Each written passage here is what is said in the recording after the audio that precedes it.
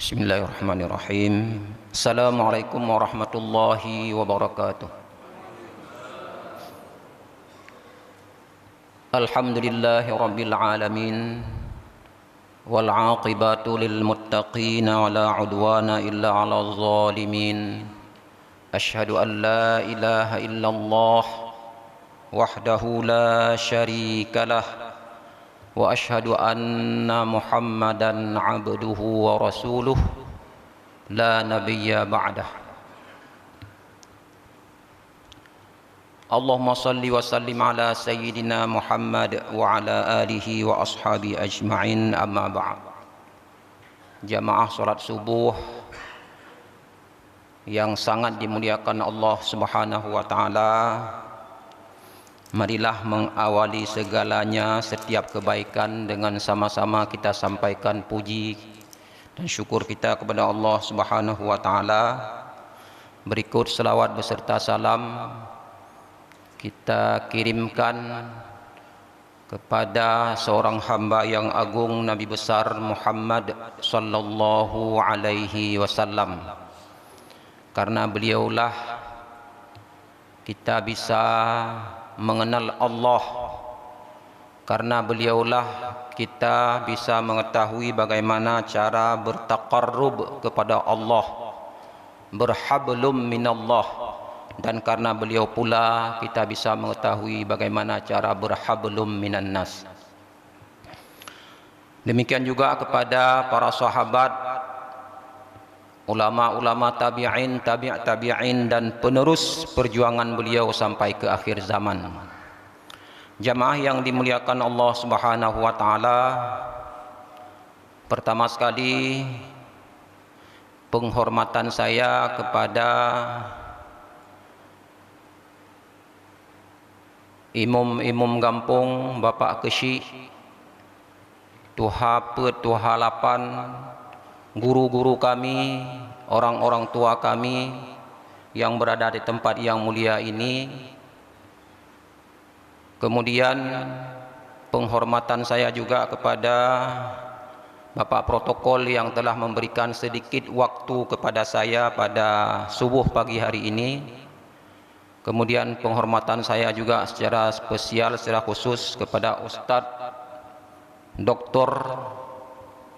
Khalis, ya, yang mengundang saya, yang mempercayakan saya untuk datang ke sini pada hari ini untuk sejenak bersilaturahim dengan jamaah subuh pada pagi hari ini.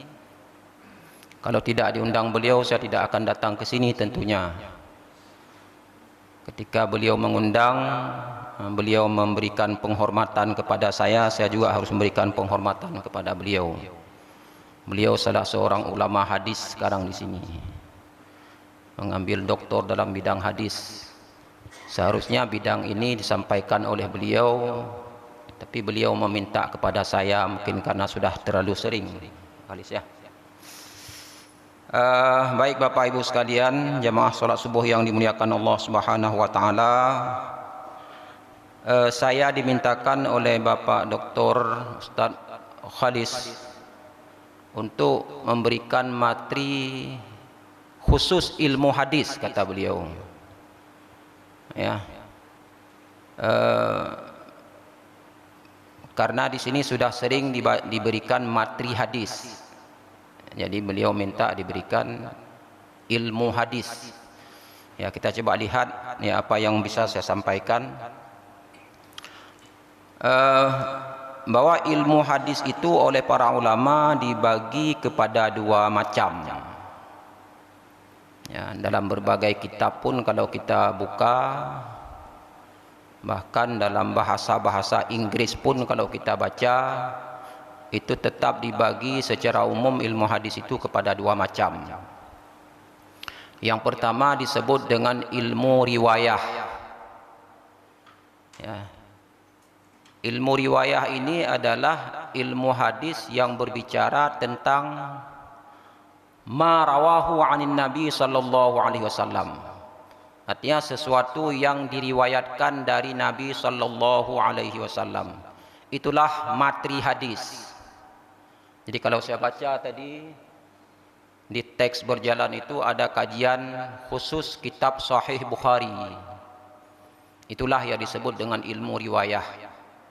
Jadi kita mengkaji teks-teks hadis, materi-materi hadis yang disabdakan oleh baginda Rasulullah sallallahu alaihi wasallam, atau apa yang dilakukan oleh Rasulullah sallallahu alaihi wasallam yang dilaporkan oleh para sahabat, atau sesuatu yang diakui oleh Rasulullah yang dilaporkan oleh para sahabat kepada kita. Ya, itulah yang disebut dengan ilmu riwayah. Ya, tentu kita sudah tahu, cuma kita mengulang kaji barangkali ya, kita mulai dari awal. Sedangkan yang satu cabang lagi adalah ilmu hadis dirayah. Jadi ilmu hadis dirayah ini adalah ilmu yang mempelajari kaidah-kaidah untuk dapat mengetahui kualitas hadis. Jadi kaidah-kaidah, rumusan-rumusan, teori-teori untuk mengetahui bagaimana keberadaan hadis itu. Hakikat dari hadis itu bagaimana? Kalau menggunakan bahasa Imam Nawawi dalam kitab Syarah Sahih Muslim di bagian mukaddimah, beliau mengatakan innal murada min ilmil hadis tahqiqu ma'anil mutun. Bahwa yang dimaksud dengan ilmu hadis, kata beliau, pada hakikatnya adalah merealisasikan makna teks ataupun memastikan makna teks. Itu hakikat dari ilmu hadis. Jadi bukan sekedar meriwayatkan apa yang diterima dari Nabi, tapi bisa memastikan, bisa merealisasikan apa yang terdapat dari hadis Nabi. Inilah yang oleh sebahagian ulama disebut fahmul hadis au fiqhul hadis. Jadi bagaimana memahami hadis ataupun mengistimbatkan apa yang terdapat dari hadis. Itu diantara yang menjadi objek kajian setelah mempelajari bagaimana keberadaan hadis itu. Karena hadis itu sebagai sumber ajaran agama kita, baru dipastikan sebagai sumber ajaran agama setelah melalui tahapan-tahapan oleh para ulama. Tahapan memastikan bagaimana hadis itu datang dari Nabi, dan tahapan bagaimana hadis itu dipahami sehingga layak dijadikan sebagai sumber syariat. Jamaah yang dimuliakan Allah Subhanahu wa taala, jadi pada pagi hari ini saya tidak berbicara hadis riwayah yang belajar tentang bagaimana yang belajar tentang materi hadis, teks-teks hadis, tapi sesuai dengan permintaan saya dimintakan pada pagi hari ini untuk menyampaikan ilmu dirayah ini, ya. Dengan bahasa lain, mungkin kalau zaman dahulu kita waktu belajar di MSen atau di Aliyah disebut dengan mustalahul hadis atau usulul hadis atau ulumul hadis, ya. Jadi hakikat dari ilmu hadis, mustalahul hadis atau usulul hadis atau ulumul hadis, ya. Jadi itu mungkin yang menjadi objek pembahasan kita pada hari ini. Jamaah salat subuh yang dimuliakan Allah Subhanahu wa taala, memang kalau kita melihat apa yang dibahas oleh para ulama dan apa yang menjadi perhatian utama para ulama adalah ilmu dirayah ini. Walaupun di bahagian ataupun di masa-masa akhir terkesan ilmu dirayah seolah-olah tidak penting. Yang penting adalah ilmu riwayah. Jadi kalau pada zaman-zaman awal dua cabang ilmu ini tidak dipisahkan. Jadi dia selalu berjalan seiring. Tidak dipisahkan karena apa? Karena tidak bisa kita memastikan sesuatu yang datang dari Nabi kalau bukan melalui ilmu hadis dirayah. Jadi dengan ilmu dirayah inilah kita bisa memastikan sesuatu itu datang dari baginda Rasulullah sallallahu alaihi wasallam. Ibnul Mubarak mengatakan al-isnadu minad din walaulal isnad laqala man syaa ma syaa. Isnad itu menyebutkan silsilah kehadiran hadis dari Nabi itu adalah bahagian dari agama. Sekiranya tidak ada tradisi pemakaian isnad atau sandaran-sandaran atau silsilah-silsilah, maka semua orang bisa mengatakan apa saja yang dikehendaki. Jadi karena orang kurang memperhatikan ilmu ini, maka muncullah di masyarakat sesuatu yang tidak jelas sebagai berasal dari baginda Rasulullah sallallahu alaihi wasallam. Demikian juga Imam Syafi'i mengatakan mathalul ladzi yatlubul ilma bila isnadin au masalul ladzi yatlubul haditha bila isnadin kamasali hatibi lailin. Orang yang mencari ilmu atau ilmu hadis tanpa melalui silsilah itu sama seperti orang mencari kayu bakar di malam hari. Wa fihi af'a wa huwa la yadri. Di tempat itu ada ular tetapi dia tidak tahu kalau ular ada di sana. Itulah tamsilan yang diberikan oleh Imam Syafi'i bagi orang yang belajar ilmu, wabil khusus ilmu syariat, ilmu hadis, tanpa melalui silsilah kehadirannya dari baginda Rasulullah sallallahu alaihi wasallam. Mungkin bahasa kita sering disebut dengan tariqah. Itulah tariqah datangnya hadis Nabi sallallahu alaihi wasallam. Jadi oleh karena itu para ulama mengatakan hubungan ilmu riwayah dengan dirayah tamsilan Al-Quran dengan tafsir. Jadi Al-Quran kita tidak bisa memahami tanpa adanya tafsir.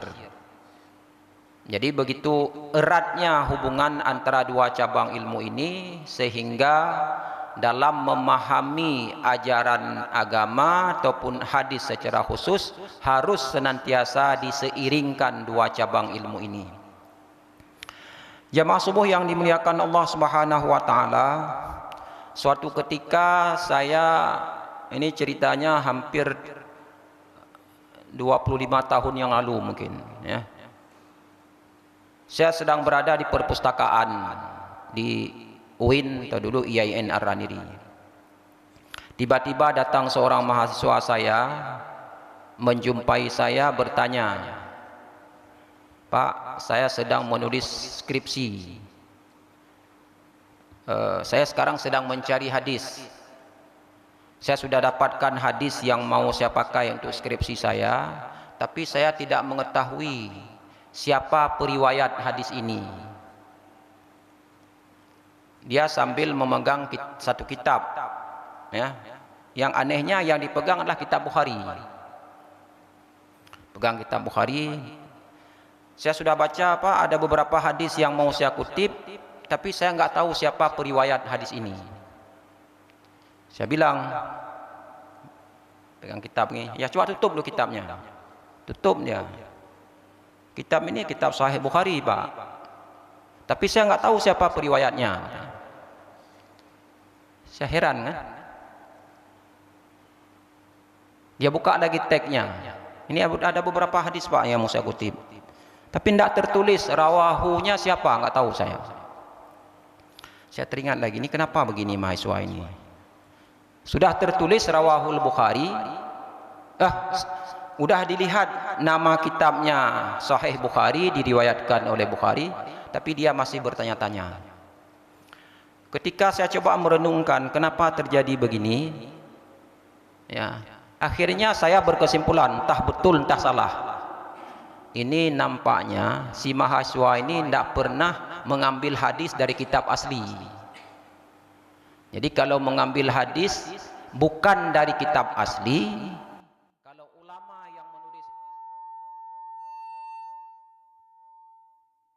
kalau ulama yang menulis itu ulama hadis, ulama yang bertanggung jawab, dia akan menulis apa namanya? Kalau bukan dari kitab hadis maksudnya, dia akan menulis rawahu. Umpamanya kita ambil hadis dalam kitab fikih, dalam kitab usul fiqh, dalam kitab tafsir, dalam kitab ya macam-macam lah, kitab sejarah. Itu setelah ditulis teks hadis dibuat dalam kurung rawahul Bukhari, rawahu Muslim dan lain sebagainya. Jadi begitu. Makanya ketika dia membuka hadis Sahih Bukhari itu tidak tertulis lagi. Untuk apa tertulis? Karena memang kitabnya Sahih Bukhari. Tidak perlu ditulis lagi.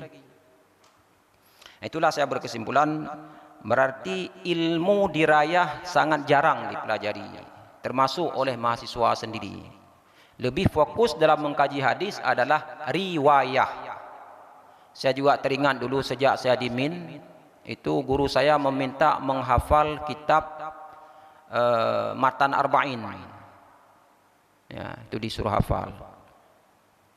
Dan tidak pernah diberitahukan persoalan siapa periwayat hadis ini, tidak pernah diberitahukan. Yang penting hafal matannya dulu.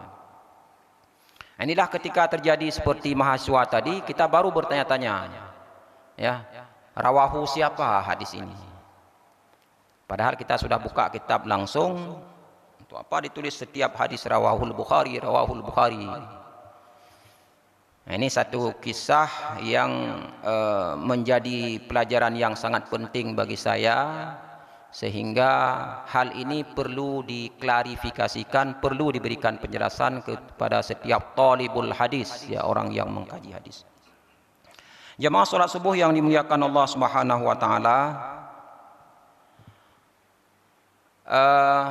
selain ilmu dirayah ini, ya, memastikan bahwa itu berasal dari Nabi, juga ilmu riwayah ini memastikan apa makna di balik hadis itu. Itu yang kita sebutkan tadi.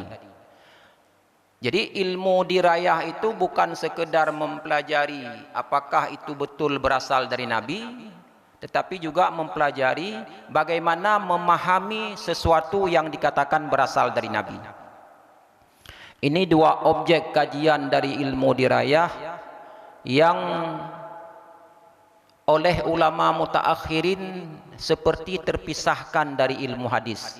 Tapi oleh ulama mutaqaddimin ini dijadikan bahagian penting.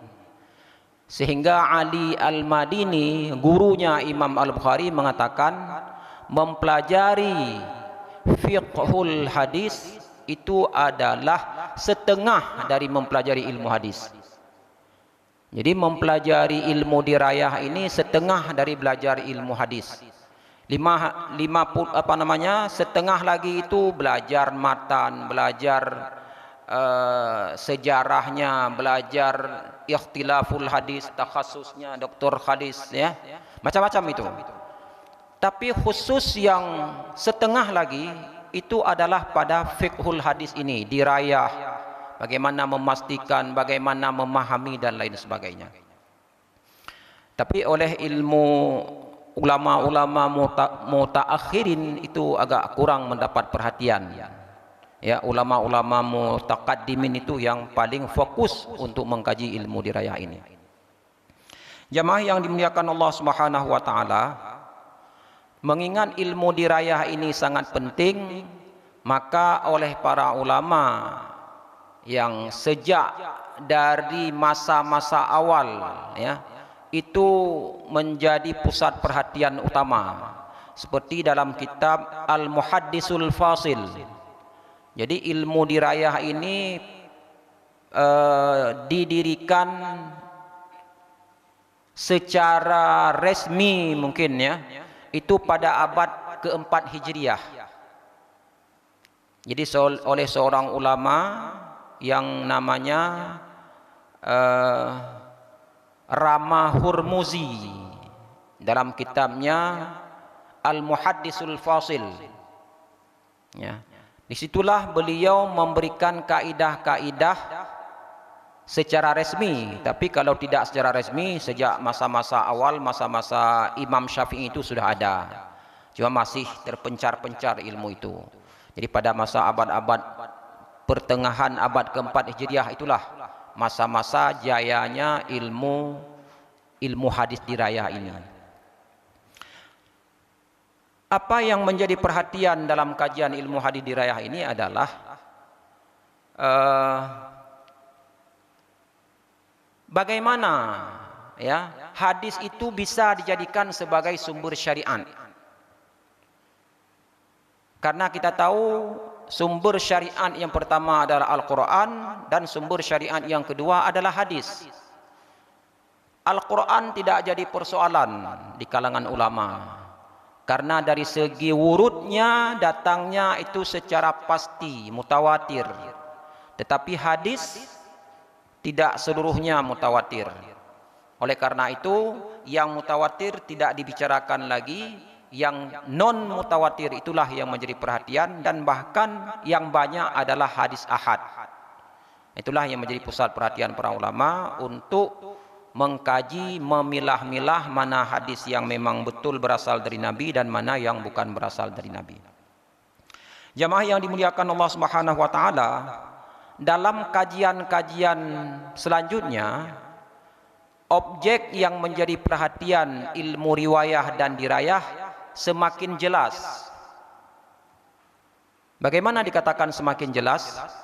Ulama yang mempelajari ilmu hadis riwayah itu kebanyakannya adalah mengambil dan menyampaikan kepada murid. Itulah yang disebut dengan tahammul wal ada. Jadi tugas ulama-ulama hadis riwayah menerima dari guru, menyampaikan ke murid. Itu secara lebih khusus. Soal bagaimana memahami, ya, apa yang diterima dan disampaikan itu bukan urusan saya. Sehingga suatu ketika para jamaah sekalian, seperti dihikayahkan oleh Syekh Ibnu Hajar Al-Haytami dalam kitab fatwa beliau mengatakan, membuat sebuah kisah. Kemudian juga dalam Al-Muhaddisul Fasil oleh Ar-Rama Hurmuzi diceritakan sebuah kisah begini. Suatu ketika ada sebuah pengajian atau sebuah majelis ilmu yang di sana berkumpul ulama-ulama hadis. Ya, ulama-ulama top dalam bidang hadis. Yang paling disebut-sebut diantaranya adalah Al-A'mash. Al-A'mash salah seorang ulama hadis, tulen dia. Jadi tiba-tiba datang seorang perempuan ke dalam majelis itu. Si perempuan ini adalah ditugaskan di kampung dia sebagai orang yang memandikan jenazah wanita. Tapi ada satu persoalan yang dia hadapi. Dia selalu bertanya-tanya, sampai saat itu dia tidak bisa memastikan, apakah seorang perempuan yang sedang menstruasi itu bisa memandikan jenazah atau tidak. Kalau yang laki-laki nggak ada persoalan. Yang perempuan itu ada masa-masa menstruasi, lalu tugasnya memandikan jenazah, mensucikan jenazah, tapi badannya sendiri kotor. Itu masih bertanya-tanya di pikiran dia. Lalu begitu ketemu dengan majelis ilmu ini, dia teringat, apalagi ini ulama-ulama hadis semua. Lalu dia tanya, Assalamualaikum. Waalaikumsalam. Ustaz, nah, kalau punya bahasa katanya, Ustaz, saya punya satu masalah. Saya ditugaskan di kampung saya orang yang memandikan jenazah. Tetapi saya menghadapi satu masalah sebagai seorang perempuan, saya tidak bisa memastikan apakah saya bisa memandikan jenazah dalam kondisi saya menstruasi atau tidak. Itu yang belum saya bisa ketahui. Lalu diceritakan oleh Ibnu Hajar dalam kitab itu, ulama-ulama yang ada di situ saling melirik. Lihat kiri, lihat kanan. Buka hitungkunya nak jawab 3 pertanyaannya. Kira-kira seperti itulah. Jadi kemudian tidak ada satupun yang menjawab. Wallahu alam, tah karena tawadhu'nya atau karena apa.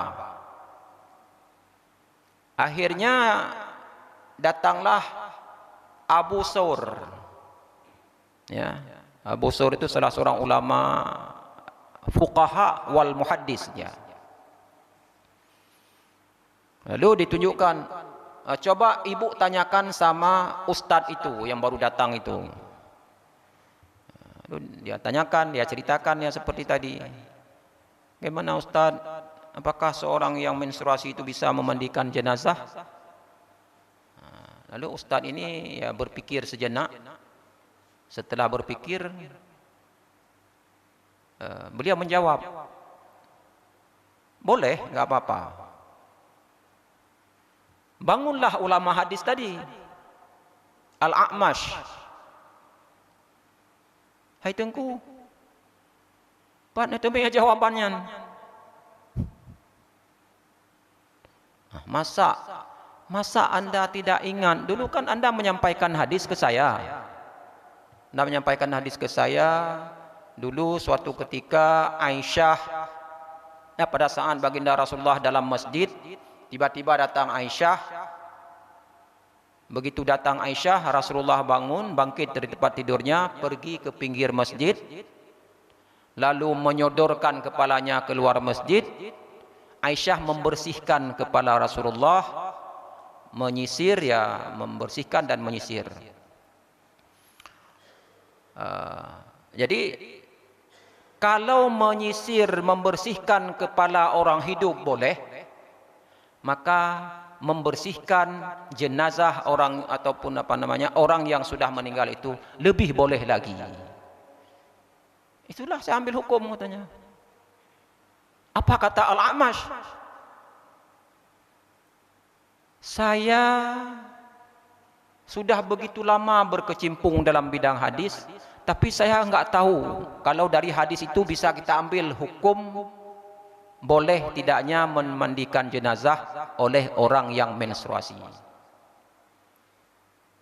Kata Al-A'mash. Kemudian suatu riwayat lagi, ini juga banyak disebut dalam riwayat-riwayat ilmu hadis. Dalam satu perkumpulan di sana berkumpul Abu Hanifah, ada Abu Yusuf, dan ada beberapa ulama lain. Juga timbul masalah dalam majelis, tapi di sana tidak disebutkan masalahnya apa. Ketika ada timbul masalah, juga tidak ada yang berani menjawab. Sasaran si penanya itu akan dijawab oleh ulama hadis. Ulama hadis yang tahammul wal ada, mengambil dari guru dan menyampaikan kepada murid. Mereka itulah orang yang paling banyak ilmu. Tapi ternyata juga ulama hadis tidak menjawab. Al-A'mash juga tidak menjawab. Akhirnya Al-A'mash yang merasa dirinya orang yang dianggap penting dalam majelis itu menanyakan kepada Abu Hanifah. Satu riwayat menyebutkan menanyakan kepada Abu Yusuf, muridnya Abu Hanifah. Pada saat ditanyakan, dijawab. Karena ulama-ulama dulu ya Kadang-kadang kan lagi kita tanya jenuh. Tena pertanyaan sunuh-sunuh pak jawab. Nyo hana jawab. Gue dengar. Mio katai lagi ya, betul-betul sabuh kata-kata. Mio hana tu imro. Itu ulama yang bertanggung jawab. Karena bicara ilmu. Pada saat ditanyakan kepada Abu Hanifah menjawab. Setelah menjawab bla bla bla kaza wa kaza kaza wa kaza. Setelah diberikan jawaban, oh menan.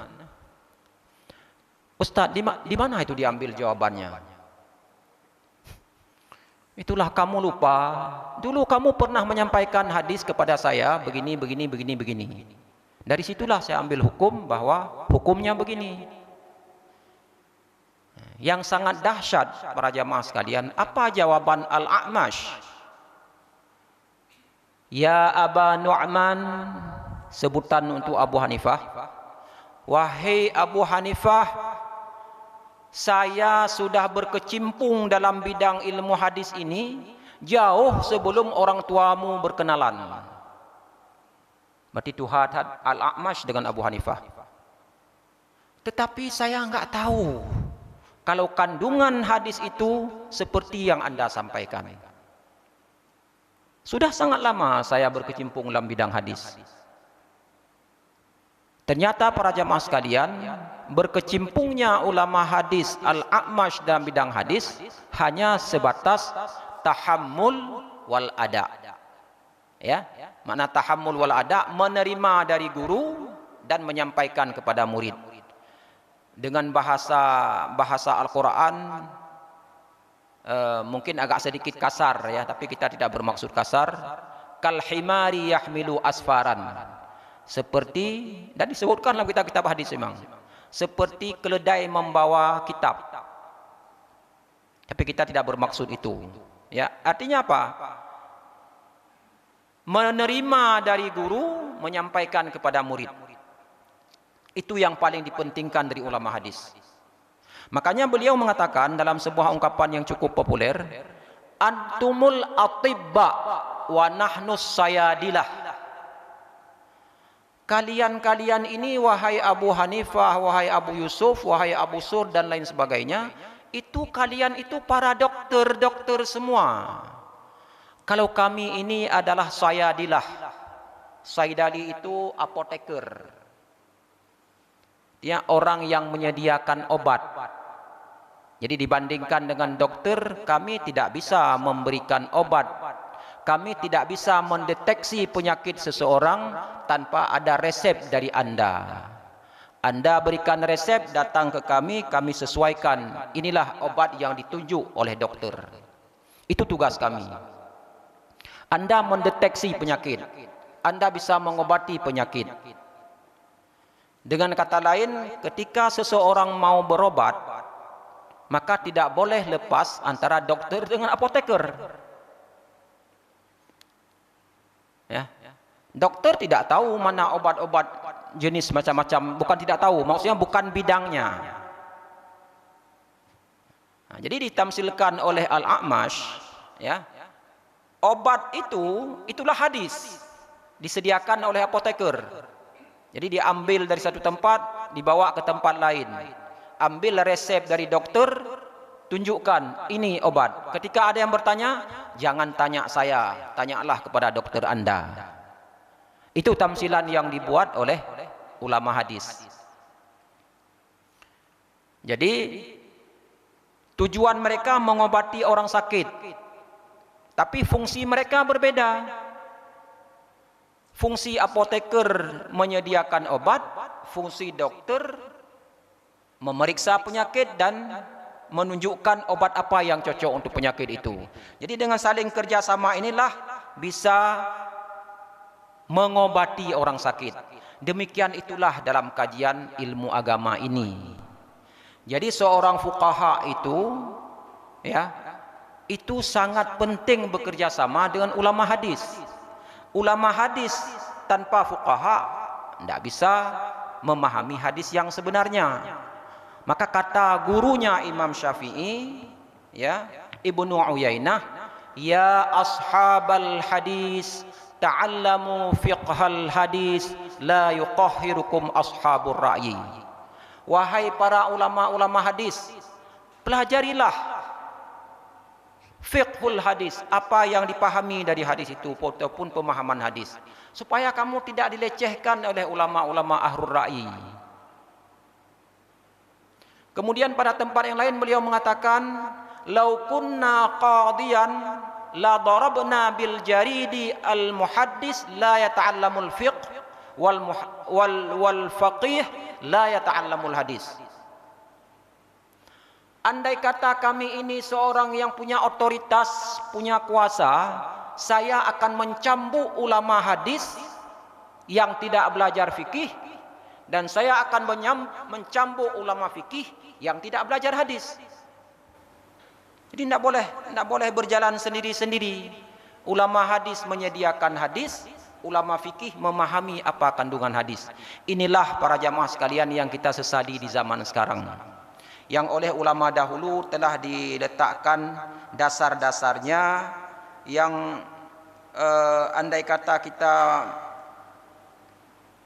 berpegang kepada kaidah-kaidah tersebut, akan sangat indah kehidupan umat Islam ini. Saya mengutip apa yang dikatakan oleh Imam An-Nawawi, ya. Ini menarik, jamaah sekalian.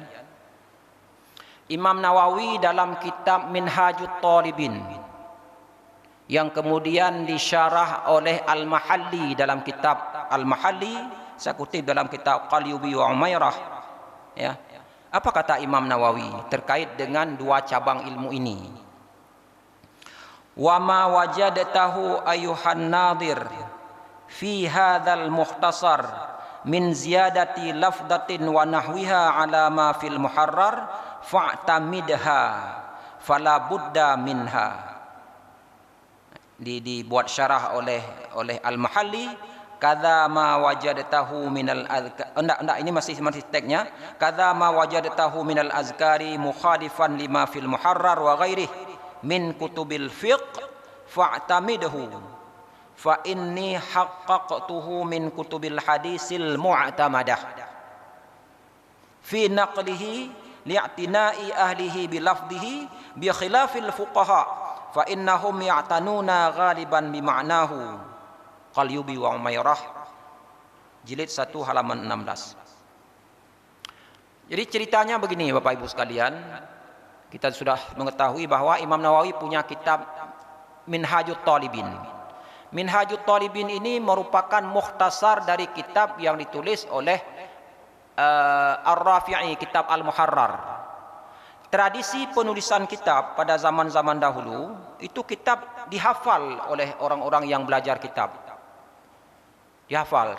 Al-Muharrar ini tebal sekali, ditulis oleh Rafi'i. Lalu karena tebal tidak sanggup dihafal, dimintalah kepada Imam Nawawi untuk membuat ikhtisar, mukhtasarnya, keringkasan dari kitab Al-Muharrar.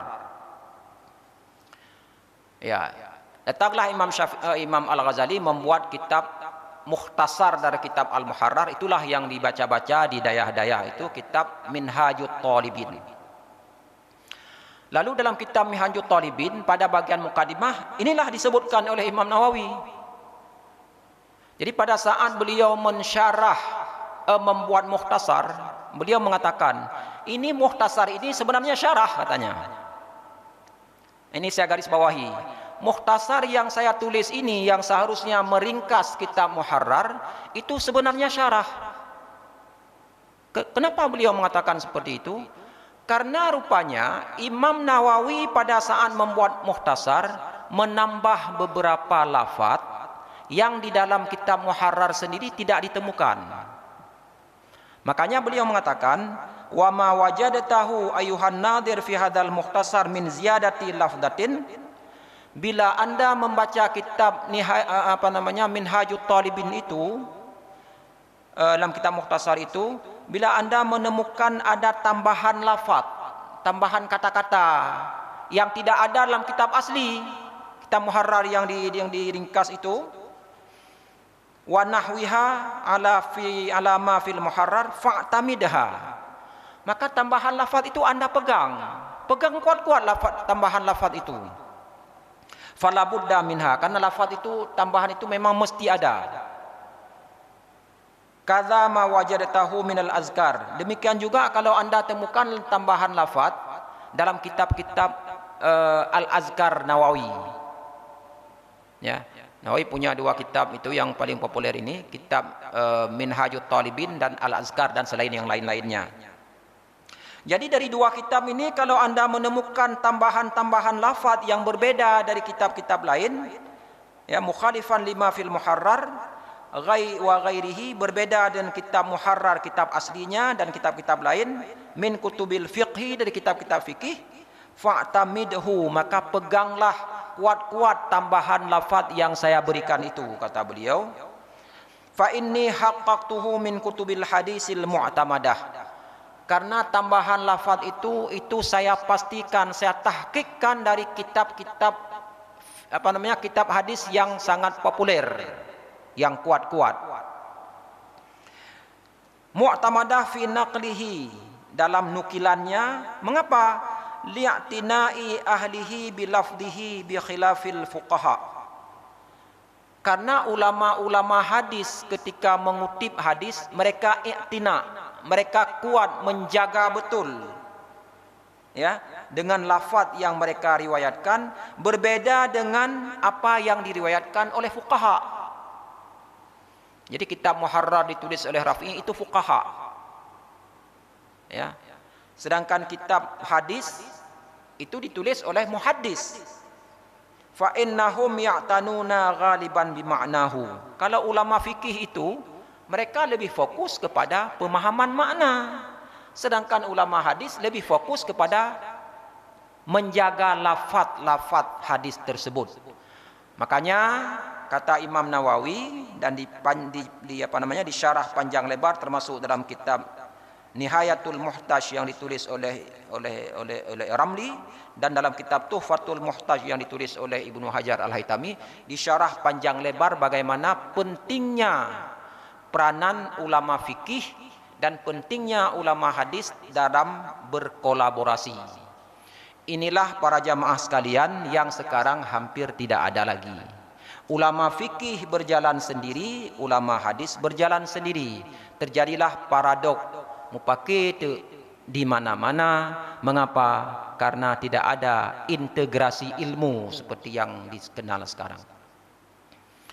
Jadi dengan kajian ilmu dirayah yang kita coba sampaikan di awal tadi, itu sebenarnya ingin, ya, memadukan dua cabang ilmu ini yang tadinya berjalan sendiri-sendiri menghafal teks hadis, lalu dipadukan dengan ilmu memastikan apa kandungan hadis dan bagaimana keberadaan hadis.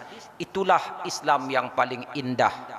Itulah Islam yang dapat menuju kepada apa yang diinginkan oleh syariat itu sendiri. Bukan Islam yang sabi mupaki, tapi Islam yang kerjasama dengan bermacam-macam bidang ilmu yang dikaji oleh para ulama. Inilah sesungguhnya yang diinginkan oleh Quraisy Shihab. Walaupun ada pendapat-pendapat beliau mungkin yang oleh sebahagian kita tidak kita senangi barangkali, ya. Tapi apa yang beliau serukan dalam mengkaji, dalam menafsir kitab hadis itu sangat luar biasa. Beliau ingin mewujudkan kembali apa yang telah dirintis oleh ulama-ulama dahulu, yaitu dalam memahami Al-Quran, memadukan berbagai bidang kajian. Pada saat kita mengkaji ayat-ayat tentang kelautan, panggil sarjana kelautan.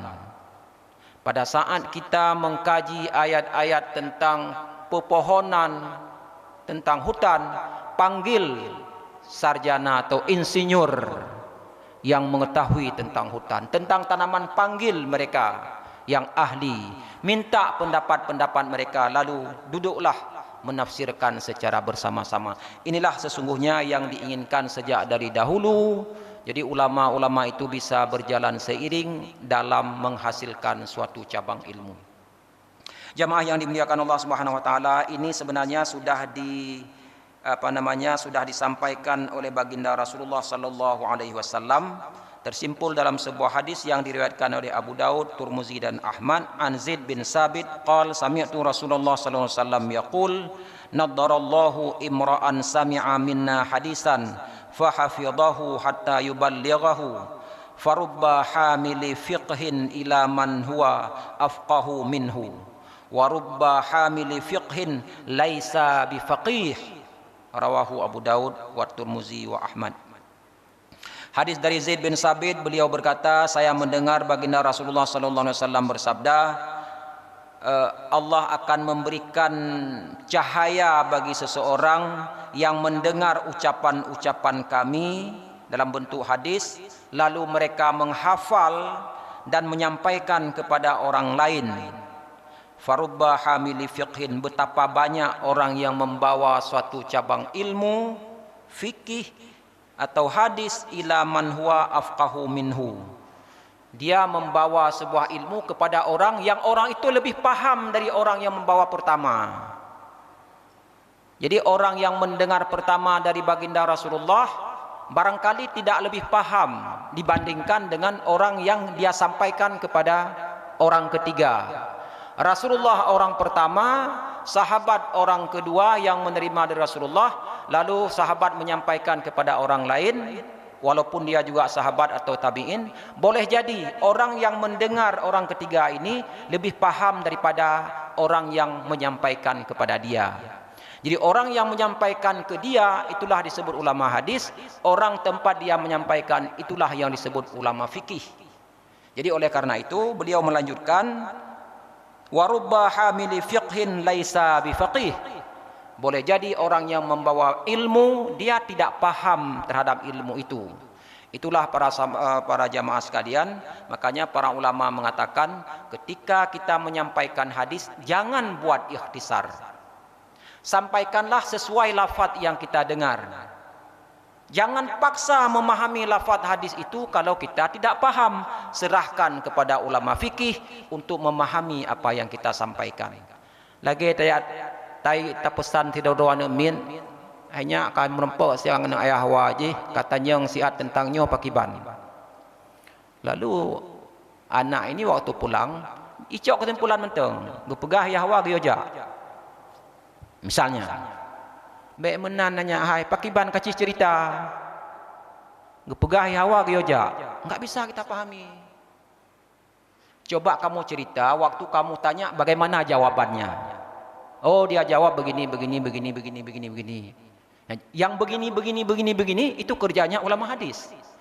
Yahwa geoja itu kerjanya ulama fikih. Hanya mengambil intisari. Tapi detil-detilnya itu jangan dibiarkan yang detil-detil itu, ya. Biar ulama fikih yang bisa memahaminya. Jamaah yang dimuliakan Allah Subhanahu wa taala, rupanya hadis dari Rasulullah pun sudah mengisyaratkan hal itu, harus ada kerjasama antara orang yang menyampaikan dengan orang yang menerima apa yang kita sampaikan. Itulah kerjasama yang indah, kerjasama yang baik, yang dibangun sejak dahulu oleh ulama hadis dan oleh ulama fikih. Dengan demikian maka kajian-kajian ilmu hadis ini akan semakin mantap ketika dipadukan dua cabang ilmu ini. Mungkin hanya sekian, saya juga tidak lihat jam, sudah hampir jam 7 ini, ya. Saya mohon maaf atas kekurangan apa yang saya sampaikan, atau atas kesalahan yang saya sampaikan. Ya, wabillahi taufiq wal hidayah. Assalamualaikum warahmatullahi wabarakatuh.